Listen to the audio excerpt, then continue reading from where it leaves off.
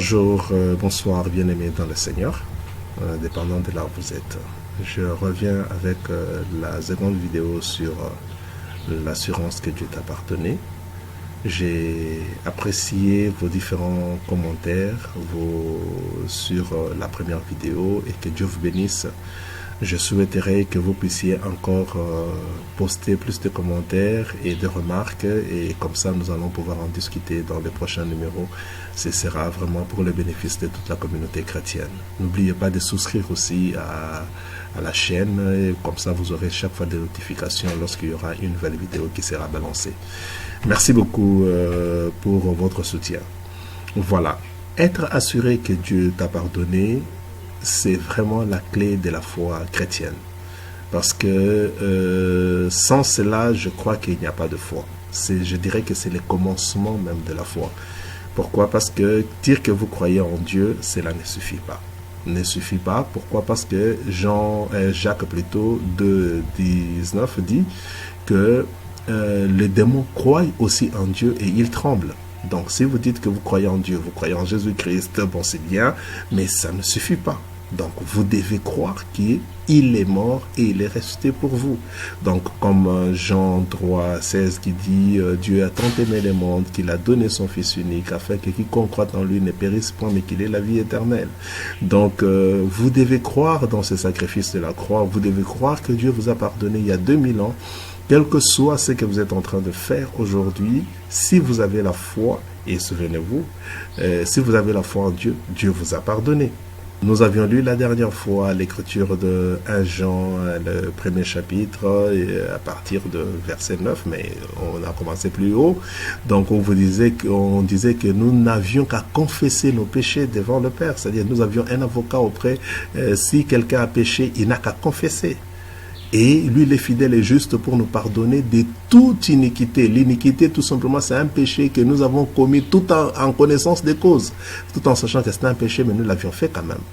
Donc, cela est très important de pouvoir le noter. Donc, maintenant, aujourd'hui, nous allons pouvoir aborder une autre écriture. Donc, le péché original dans Genèse, le chapitre 3 de Genèse, nous allons lire. Genèse 3, à partir du verset 7, nous lisons « Les yeux de l'un et de l'autre s'ouvrirent, et ils connurent qu'ils étaient nus. Et ayant cousu de feuilles de figuier, ils s'en firent des ceintures. Alors ils entendirent la voix de l'Éternel Dieu, qui parcourait le jardin vers le soir, et l'homme et sa femme se cachèrent loin de la face de l'Éternel Dieu, au milieu des arbres du jardin. Mais l'Éternel Dieu appela l'homme et lui dit, « Où es-tu » Il répondit, « J'ai entendu ta voix dans le jardin et j'ai eu peur parce que je suis nu et je me suis caché. » Et l'Éternel Dieu dit, « Qui t'a appris que tu es nu?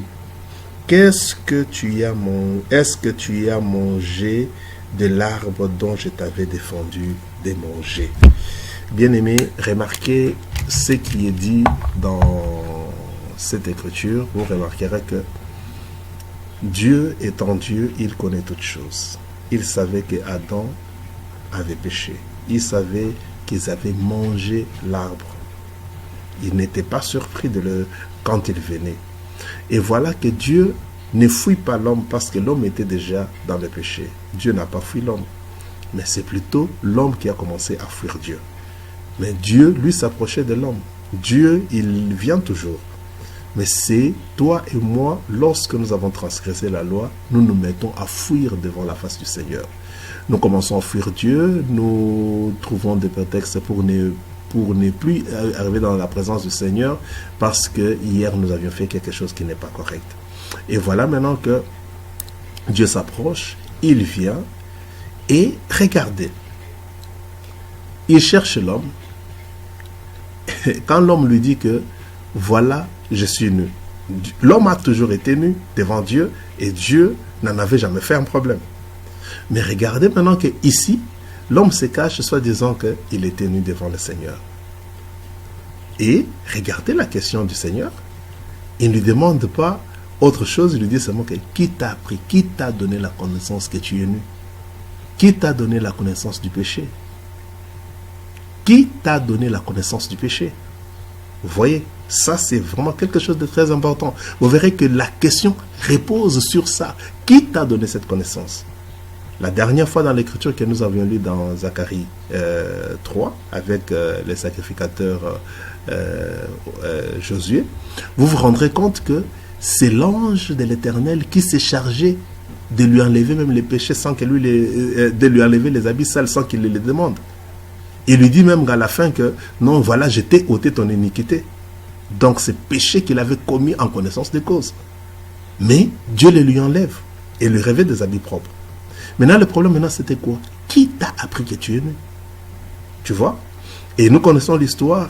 Après qu'il ait jugé les serpents, qu'il ait donné des punitions. Et qu'est-ce qu'il fait Dieu? Malgré cela, lui maintenant, il trouve un habit sanglant qui le revêt. Et nous connaissons bien ce que ça signifie. Et cet habit sanglant, c'est l'agneau, le pauvre agneau innocent avait été immolé dans le jardin d'Éden, représentant Jésus-Christ, qui est mort, cet agneau parfait, que Dieu a immolé à la croix. Qui a cet habit sanglant, qui est en présence du Seigneur, parce que vous savez, Apocalypse le dit, que cet agneau sanglant se trouve devant le trône, en cet instant même, plaidant pour vous. Plaidant pour toi et plaidant pour moi. Donc cet habit sanglant est toujours là. Et c'est cela qui fait que la communion avec Dieu ne se rend pas comme ça à cause du sang. C'est lorsque tu refuses de mettre cet habit sanglant qu'il a mis sur toi que la communion est complètement terminée. Il n'y aura plus de communion, toi et Dieu. Quand tu refuses le sacrifice de la croix. C'est cela le problème. Quand tu refuses ce pardon, j'ai dit que c'était le commencement de la foi. Parce que 100 fois personne ne peut être agréable à Dieu. Donc sans cette foi-là, tu ne sauras pas plaire à Dieu. La foi de quoi? Tu crois dans ce Fils unique que lui a envoyé.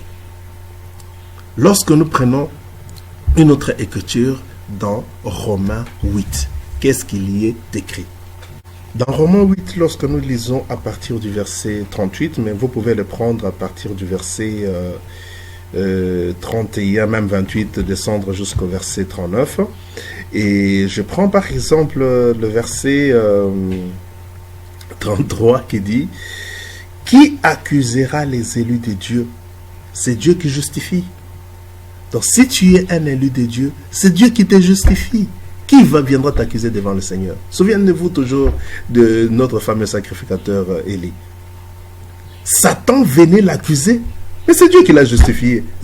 Qu'est-ce qu'on va l'accuser encore de quoi? Parce que c'est Dieu qui est le juge. Lui-même l'a justifié. Donc, c'est cela. Quand vous lisez maintenant dans 38, on dit « Car j'ai l'assurance que ni la mort, ni la vie, ni la mort je le prends ici comme le péché, ni la mort, ni la vie, ni les anges. » Souvenez-vous, les anges, les démons sont des anges déchus. On vous dit que ni les anges, ni les dominations, ces dominations qui nous entraînent à faire des mauvaises choses, ni les dominations, ni les choses présentes, ni les choses à venir. Vous comprenez? Même les choses à venir, ni les choses présentes, même les choses à venir. C'est vraiment très profond cette chose. Ni les puissances, ni les hauteurs, ni les profondeurs, ni aucune créature ne pourra nous séparer de l'amour de Dieu manifesté en Jésus-Christ, notre Seigneur. Dites-moi, qu'est-ce qui va encore vous séparer de cet amour que Dieu a manifesté en versant son sang à la croix? Quand nous étions encore des pécheurs, Dieu nous avait aimés et il avait déjà envoyé Jésus-Christ à mourir pour nous. À quand même plus forte raison aujourd'hui que nous les connaissons. Aujourd'hui que nous sommes en train de suivre. Donc c'est ça le secret. C'est-à-dire que lorsque le chrétien a compris ça, il ne saura plus continuer à écouter cette voix-là du Satan qui l'empêche de pouvoir s'épanouir dans la vie chrétienne. Parce que quand tu as une âme chargée, quand tu as une conscience souillée et chargée et que tu ne sais pas que tu as été purifié, il était difficile d'avoir une intimité avec Dieu. Tu ne sauras pas entrer correctement en prière. Tu ne sauras pas te donner vraiment en prière. 1 Jean le chapitre 1 à partir du verset 9 vous dit que nous avons donc, si quelqu'un a péché, il confesse devant Dieu. Tu confesses et Dieu il est fidèle et juste pour nous pardonner de tout péché et pour nous pardonner de nos péchés et nous purifier de toute iniquité. Donc cette assurance, nous l'avons. Mais nous écoutons toujours ce que le diable nous dit. C'est quelque chose de très important. Nous souvenez-vous, donc dans Romains 7, vous verrez que Paul parle de ces combats que nous avons entre les puissances que nous avons lues dans Romains 8, les puissances qui nous entraînent dans des choses que nous ne voulons pas, et puis nous sommes en train de faire ce que nous n'avions pas voulu faire. Mais dans tout cela, malgré ça, ce que je veux faire, je ne le fais pas. Ce que je ne veux pas faire, et c'est ce que je suis en train de faire. Et je me retrouve en train de faire des choses qui ne sont pas correctes. Mais il est écrit que nous avons lu que, mais pour ceux qui sont en Christ, il n'y a plus de condamnation. La grâce du Seigneur est là. Le pardon est là. Nous nous battons dans cette... Nous savons, Dieu sait que nous sommes nus. Dieu sait que péché, oui. Dans la première vidéo, nous en avons parlé. Péché, oui, nous avons péché. Mais il y a toujours une solution à toute chose. Nous allons prendre encore une écriture dans Ésaïe 30. Et dans cette écriture, vous vous rendrez compte, donc en allant toujours Nouveau Testament, Ancien Testament, Nouveau Testament, Ancien Testament, ça nous permet de voir comment l'écriture, comment Dieu a arrangé les choses à l'avance. Ça va vous étonner. Même sous le sang des boucs et des taureaux, regarde ce que Dieu dit. Ésaïe 30, à partir du verset 15, qu'est-ce qu'il est écrit? Car ainsi a parlé le Seigneur l'Éternel, le Saint d'Israël. C'est dans la tranquillité et le repos que sera votre salut. C'est dans le calme et la confiance que sera votre force. Mais vous n'avez pas voulu. Vous avez dit, non, nous prendrons la course à cheval. C'est pourquoi vous fuirez à la course. Non, nous monterons les coursiers légers. C'est pourquoi ceux qui vous poursuivent seront légers. C'est cela ce que la Bible nous dit. Que nous sommes en train de chercher à nous battre. C'est dans la tranquillité et le repos que sera notre salut. Ce n'est pas en nous battant. Dieu a déjà assuré ce salut. Dieu l'a assuré pour nous. Mais nous préférons faire des efforts personnels. Je préfère faire des jeûnes autant de jours, 20 jours, 5 jours, 3 jours, 100 jours de jeûne dans l'espoir que Dieu me pardonne. Je pense que c'est en faisant autant de jeûnes, en faisant autant de prières que Dieu va me pardonner. Non, c'est dans la tranquillité et le repos. Il dit que bon, Dieu, mais vous ne l'avez pas voulu. On ne veut pas cette facilité que Dieu nous donne. Dieu dit qu'il nous a déjà pardonné. Du moins pour le salut, pour le pardon, nous l'avons déjà. Nous avons déjà ce pardon.